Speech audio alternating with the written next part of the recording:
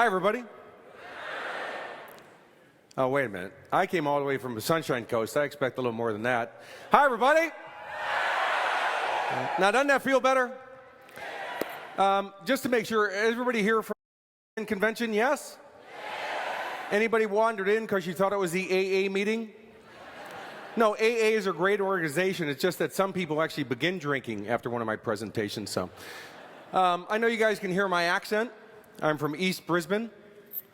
It's over by the gavel there. I was born and raised in Chicago, and what happens is I come to Australia, and a lot of people think, because I have an American accent, I'm a motivational speaker. I'm actually not a motivational speaker. I'm a peak performance coach. And motivation is you go to one of those conferences, you get all pumped up, you get all G'd up, and you're bouncing off the ceiling, and then you go home and you deflate, and nothing really changes. I teach some real strategies, real skills and tools, and when you put them into action, you're going to get real, long-lasting results. Now, how many people came today because you want better results? Say yes. And I am going to teach you some real strategies. So how many people here would like to learn some strategies how to make some more money? Say yes. Now, if you didn't say yes, it means you have way too much money and you're going to buy everybody else dinner tonight. How many people here would like to learn some strategies to increase the level of your health and fitness? Say yes. How about work on your relationship?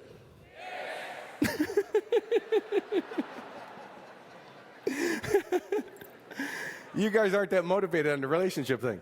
Just by a show of hands, who here actually has a relationship? Who wants a relationship? Who with a relationship wants to give it to someone who wants it? I see somebody voting for all of them. And some partners going, I don't think so, punk. We're going to actually work on all of those areas, ladies and gentlemen, because that's what's called holistic success. That means having success in all areas of your life, because truly, what's the point of being rich if you're sick? I worked with a woman in Harvey Bay a number of years ago. She won $1 million in the lottery. Who'd be excited about $1 million? Yeah, she found out the same week she was diagnosed with cancer and given only 2 months to live. I can see some of your faces doing the math, go, wow, $1 million, 2 months, shopping spree. Not really what you think. A few years ago, they diagnosed my father with cancer. They gave him 6 months. He made it 3 days. Just because they give you 6 months doesn't really mean you get 6 months. And luckily, my father died when he did because he didn't suffer. It is what it is. And what's the point of being wealthy if you're lonely? See, ladies and gentlemen, a lot of people look at my life and the success I've produced in my life, and they say, you know, once I make the money you make, Kurek, all my problems are going to be solved. I'm going to tell you that's not accurate. See, ladies and gentlemen, there was time in my life when I've been homeless numerous times. I used to live in my car in Los Angeles for over a year. And I got to tell you, when you're at that economic level, well, you don't have any money worries because you got no money to worry about. Then you make your first $1 million, and you find out from your accountant you spent $1.2 million. You now have some financial worries, right? And then you make your next $1 million, and it doesn't give you the security you thought it was going to give you, because you realize that you can go through that kind of money faster than you ever thought. Because the more money you make, the better life you want, and usually a better life costs more. So the thing is, in order to achieve your goals and to keep your goals, you have to work on your own personal development so that you will be balanced with wealth. Because I will tell you, it is different than being poor. And when I mean poor, there's two groups of poor people. One is called poor and one's called middle class.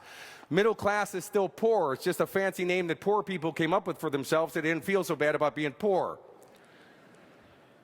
But you got to think about which class is the most abused class in the system. It's the middle class. Why? When the economy takes a dive, well, poor people, they don't even know anything changed. Wealthy people have enough to get through it. Middle class loses their homes and the rest of those things. They stress out. So we want to change those groups. So I'm going to work with some real strategies with you before, so you get some real tools to walk home with. Who's excited about that? Say yes. And before we get going, I'll share with you a few of my credentials, and I'm not sharing this with you to brag about myself. I'm sharing with you so that when you see what I've done and produced, you will take on board what I'm teaching you in a whole nother level, because you go, man, it works. I want results like that. Does it make sense? So if you heard the rumor, it is true. I used to be an actor in Hollywood. I did 38 motion pictures. I've done 2 films with John Travolta. I've worked with Sylvester Stallone, Chuck Norris, Russell Crowe, Charlie Sheen. Not that we brag about that one too much anymore. You probably have seen me before. I used to play bad guys. I would not recommend pissing me off today. I might snap. But I'll share with you guys a few of my Hollywood stories as we get going. One of my other credentials is that I'm a world record holder. I'm the world record holder for the longest firewalk in history. I did 81 meters of 600-degree coals in my bare feet. The original record was 15.4 meters. I did 81. Basically, thank you. Thank you. Basically, I was walking, I tripped, and quadrupled the world record. People want to know, why would you firewalk? Like, what the heck is that all about? Well, firewalking is nothing more than a metaphor for what you think is impossible isn't. Here you have 600 degrees searing hot coals in front of you. You say, that's impossible, I can't make it, I'm going to be in pain.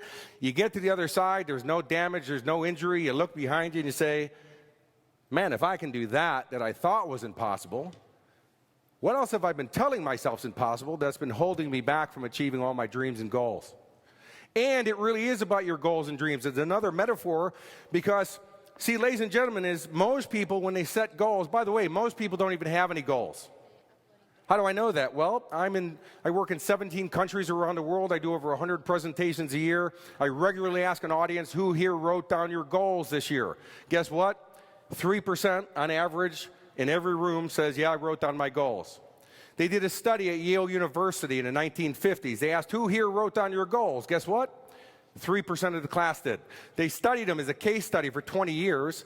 At the end of the 20 years, they found out that the 3% that wrote down their goals were financially more successful than all 97% of the rest of the class combined. Why is that? Confucius says, the person who aims at nothing is sure to hit it. I mean, if you don't know where you're going in life, how are you going to get there, right? Imagine you get on a plane at the airport and the pilot comes on and he goes, good evening, ladies and gentlemen, Captain Bob here. Look, I've got a plane full of fuel. I'm not really sure where we're going, but let's take off anyways, and hopefully we'll find somewhere to land before we run out of fuel. Who's heading for the exit, right? So if you're not going to trust them with one flight, why are you trusting them with your own life? You're trusting yourself with your own life when you don't know where you're going. And you might say to me, hey, Kurek, just because I didn't write down my goals doesn't mean I don't have any. I'm going to say that's not correct. See, because the first step to achieving your goals is to write them down. If you're not going to do step number one, why would you think you're going to do anything else, right? And so the firewalk is about taking that first step because, again, when most people write down goals, they already start going into the story about how tough it's going to be and how I've tried before and I'm too old, I'm too young. Hang on a second with that. Can somebody please tell me the exact age that you're supposed to be to become successful? Because either you're too old or you're too young.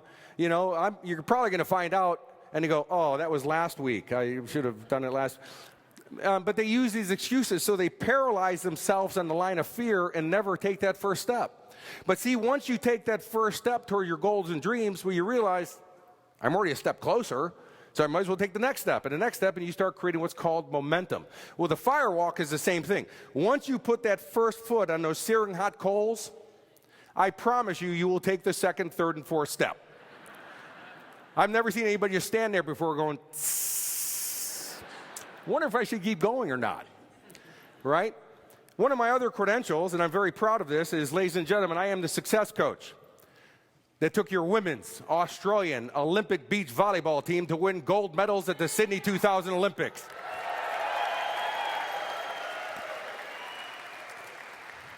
It's kind of a funny story because they were the bronze medal winners from the '96 Atlanta Olympics.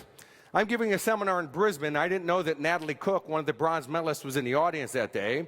And I started going on about, who here remembers the person who stands on the third box at the Olympics? Yeah. I said, anybody here ever rush out to buy their book thinking, oh, gee, how'd you get third? Seminar's over, this girl walks up to me, I said, hi, how are you? And she said, I'm fine, how are you? And I said, I'm fine. She goes, I was on the third box at the Olympics. And you're a big girl, too, I can see. Natalie Cook was not very happy with me that day. I tried to apologize, saying, look, ma'am, I wasn't picking on you. And she said, no, no, no. The reason I'm so upset is everything you said today was true. Here I got a bronze medal. That's all you get. No ticker tape parade, no endorsement deals, no book deals. It's a medal. It's over. She said, I know you have the skills and tools I need to get me what I want, which is the gold medal. Will you work with me and take me to Sydney to win gold?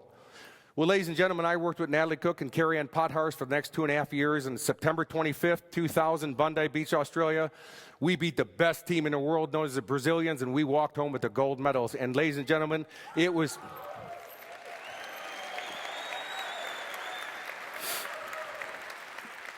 It was rated as the #1 most exciting event in the Olympics, right up there with Kathy Freeman's run. That same year, I worked at the Brisbane Broncos. They had their most annihilating season in history, only lost one game and won the premiership.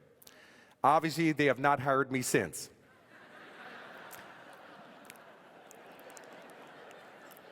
Every sports team I work with, every athlete I've worked with has won. How do I do that? I cheat. I choose winners.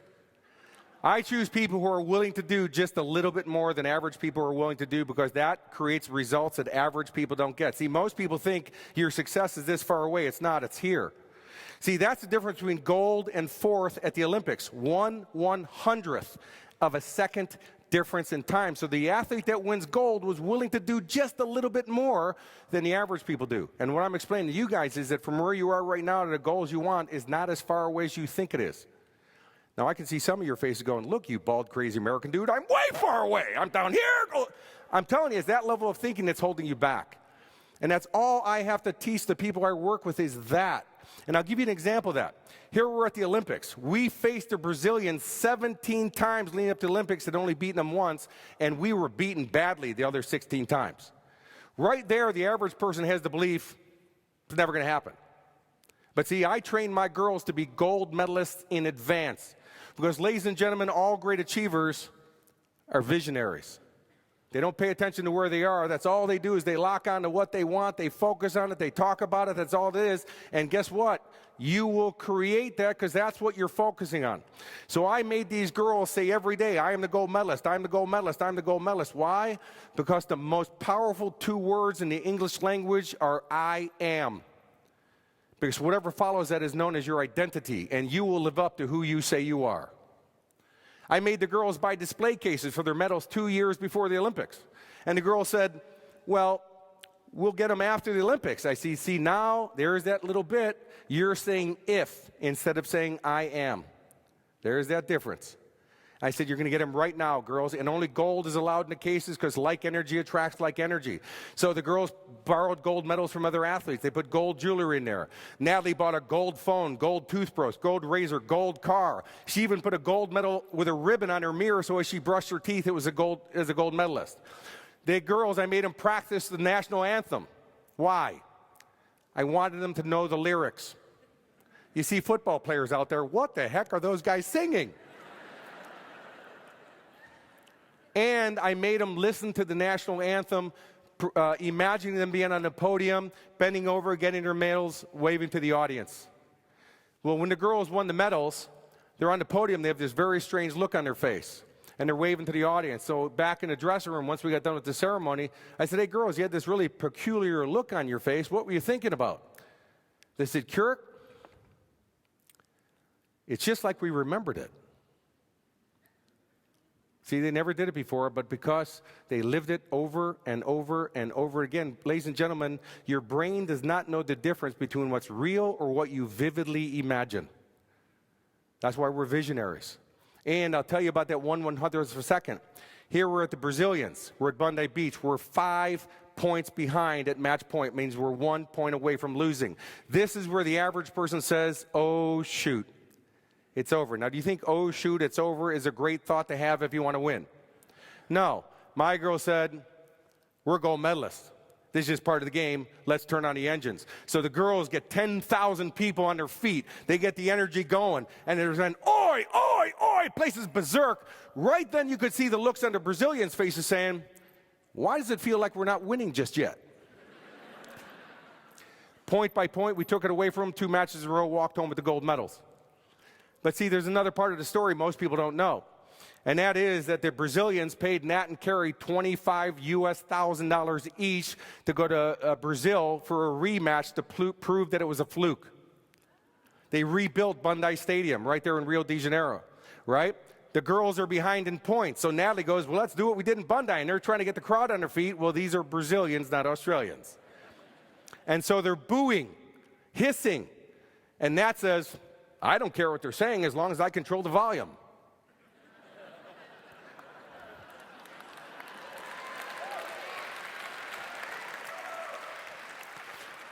See, ladies and gentlemen, our moms taught us the most valuable lesson the moment we were born.